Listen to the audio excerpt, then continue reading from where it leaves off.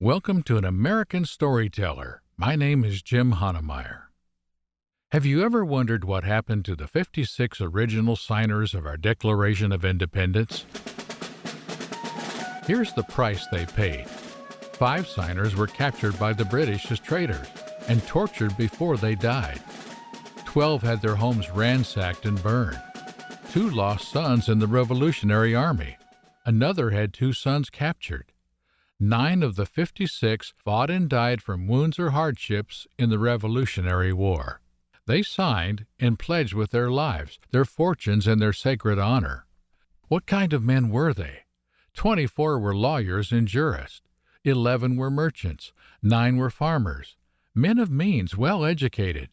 But they signed the Declaration of Independence knowing full well that the penalty would be death if they were captured.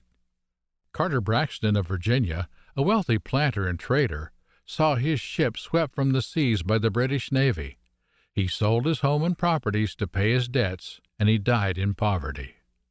Thomas McKean was so hounded by the British that he was forced to move his family almost constantly. He served in the Congress without pay, and his family was kept in hiding. His possessions were taken from him, and poverty was his reward. Vandals or soldiers, or both, looted the properties of Ellery, Clymer, Hull, Watson, Gwinnett, Hayward, Rutledge, and Middleton. At the Battle of Yorktown, Thomas Nelson, Jr. noted that the British General Cornwallis had taken over the Nelson home for his headquarters. He urged General Washington to open fire. His home was destroyed, and Nelson died bankrupt. Francis Lewis had his home and properties destroyed.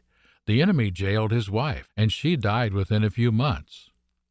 John Hart was driven from his wife's bedside as she lay dying. Their 13 children had to flee for their lives. His fields and mills were laid to waste, and for more than a year he lived in forests and caves. Returning home to find his wife dead, his children vanished. A few weeks later he died from exhaustion and a broken heart. Norris and Livingston suffered similar fates. Such were the stories and sacrifices of the American Revolution. These were not wild-eyed, rabble-rousing ruffians. They were soft-spoken men of means and education. They had security, but they valued liberty more. Standing tall, straight, and unwavering, they pledged in writing, when signing, for the support of this declaration. With firm reliance on the protection of divine providence, we mutually pledge to each other our lives, our fortunes, and our sacred honor.